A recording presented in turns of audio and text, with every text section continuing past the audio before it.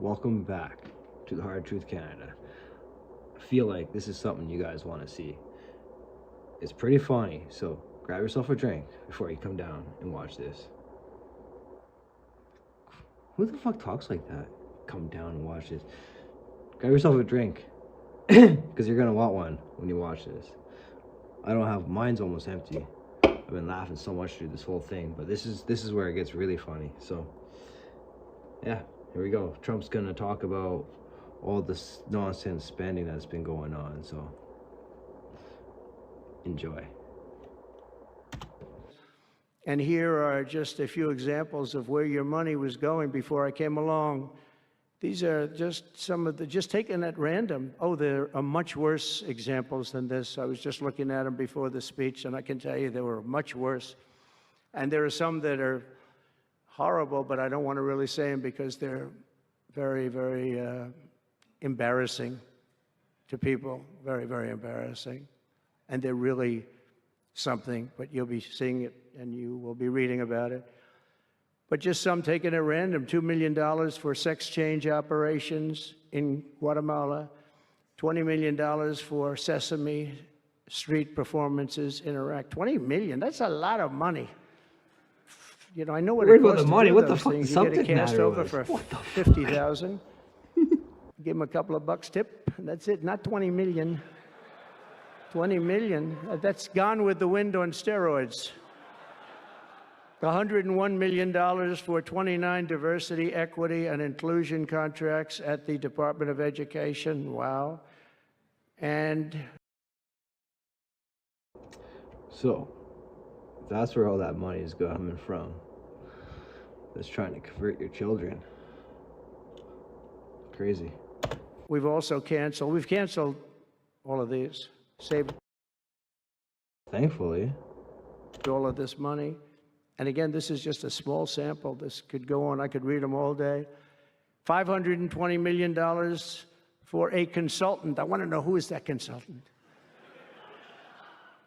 To do ESG, that's environmental, social, and governance investments in Africa. $25 million to promote biodiversity conservation and illicit livelihoods by developing socially responsible behavior in Colombia. $40 million to improve the social and economic inclusion of sedentary migrants. Nobody knows what that even means. None of this stuff, everyone's trying to figure out, what the hell does it all mean? Do you know what it means? Because a lot of those, I'm like, those sound made up. Are they made up? What's your thoughts? Is he making this shit up, or are these real things? I guess we'll never know. But if it's real, it's freaking awesome. Not awesome that they're spending money, but it's freaking awesome to fucking get the information out and hear about it. Like, what in the world have they been spending all this money? And it makes me wonder, what the hell did Justin Trudeau's government do with all that money too? Like, we need somebody in power that can figure this shit out. But maybe they're always lying to us. You never know. Politicians, after all. Let's get back to it. $22 million for social and behavior changes in Uganda. 40 million's a lot of newspaper ads in Uganda. $70 million for research of evidence-based solutions for development challenges. $10 million for Mozambique medical male circumcision. Interesting. What does that mean? $2.3 million for strengthening independent voices in Cambodia. $14 million for improving public procurement in Serbia.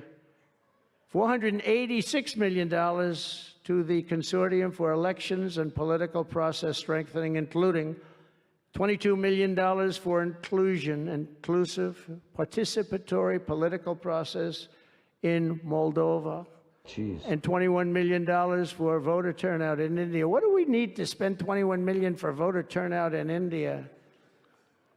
Wow, $21 million. I guess they were trying to get somebody else elected. Well, we ought to tell the Indian government, because when we hear that Russia spent about $2 in our country, it was a big deal, right? They took some internet ads for $2,000. This is a total breakthrough. $21 million for India elections, $29 million to strengthen the political landscape in Bangladesh, $20 million for fiscal federalism, and $19 million in addition to the $21 million for biodiversity conversion in Nepal, $1.5 million for voter confidence in Liberia. We need voter confidence, too, when you read this list. Love or hate him. He's a pretty funny man. He could be a comedian. He should go on go on tour with Joe Rogan. $14 million for social cohesion in Mali. Social cohesion. What does that even mean?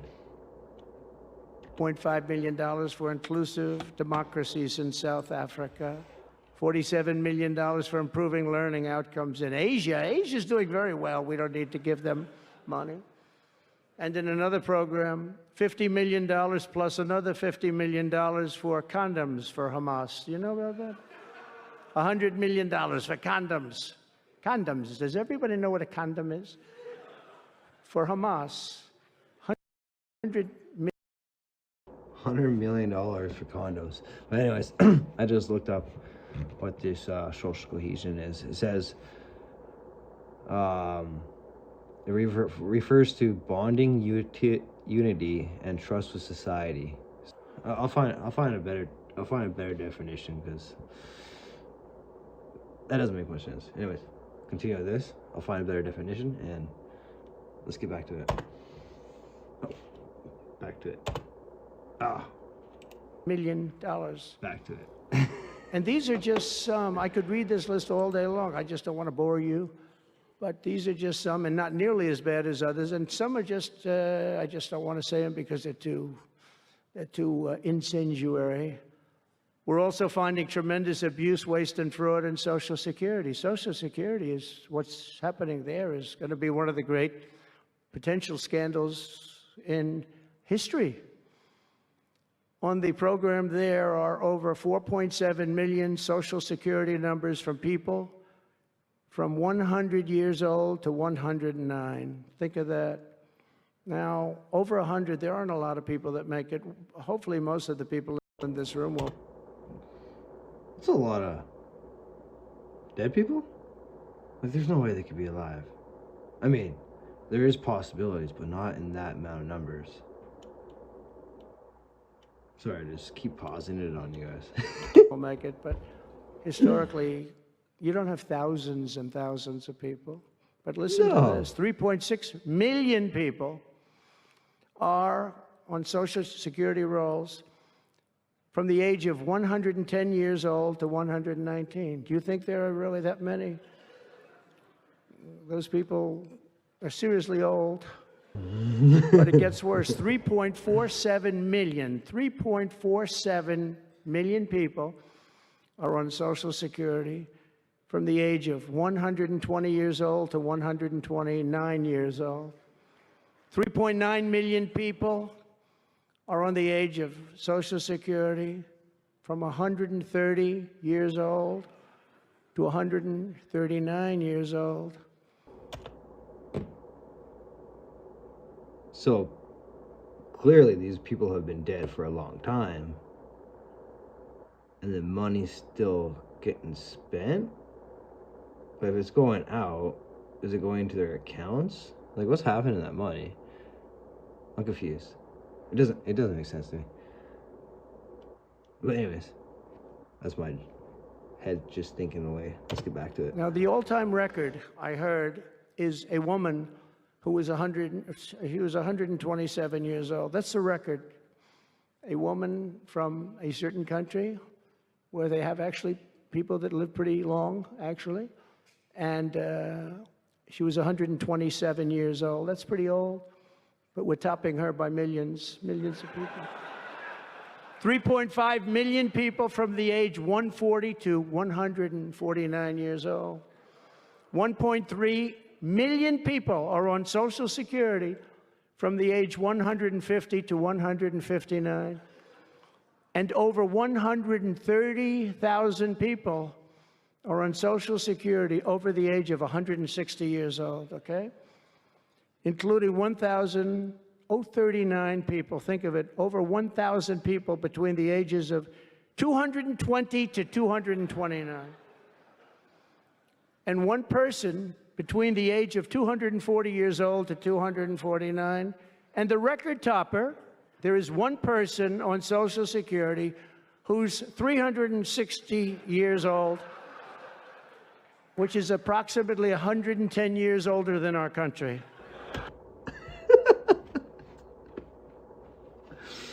Could this shit be made up? It's too, like, it's like too far-fetched to be real, but it's like very damn well could be real. Let me know what you think in the comments. I want to hear your opinion.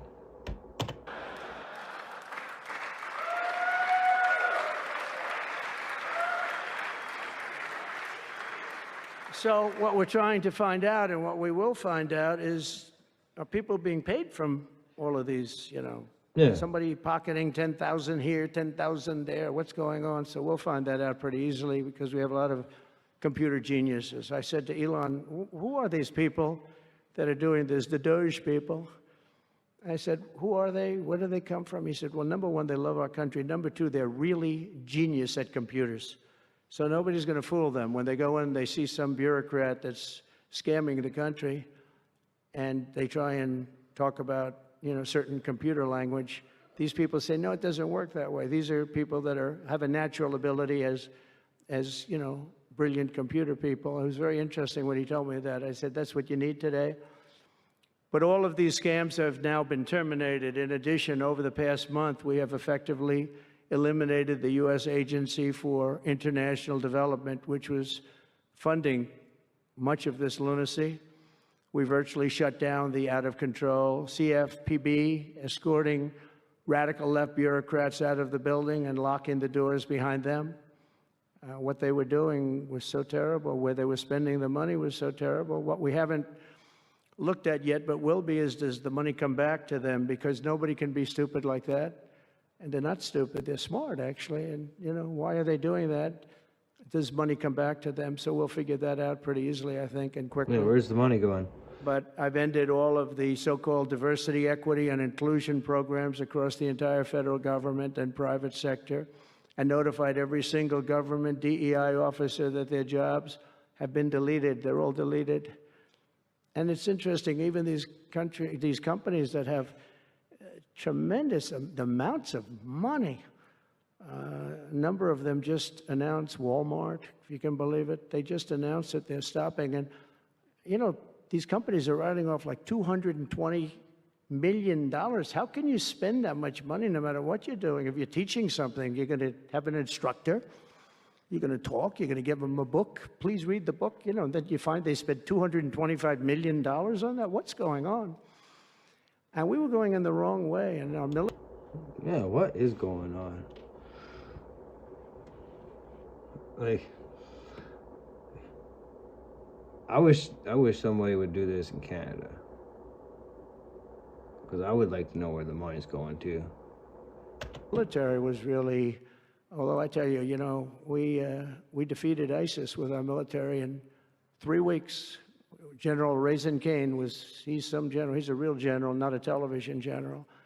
And 3 weeks, ISIS, and I asked him, and I saw some of his people that were so great, the soldiers. We have the greatest military in the world, but we don't have the greatest top leadership. That's why Afghanistan was such a horrible situation and so embarrassing and so many other things. But when we want to, with proper leadership, there's nobody even close to us. We have the best equipment in the world. We make the best equipment in the world.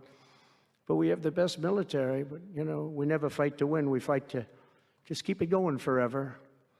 And when we fight to win, there's nobody that can even come close to us. But I was talking to General Dan Kane, we call him Raisin Kane, and I was told it would take about 4 years to defeat ISIS, and he did it in 3 weeks. I said to him, what do you think, General? How long will it take? Sir, I think we should do it in less than 4 weeks. You're going to have time left over, and he did that. And we were told by the television generals it would take 4 years, so we did it. That's when I went to Iraq. I flew to Iraq, and late at night, the dark of night, all the windows closed, all the lights off in the plane, and Air Force One.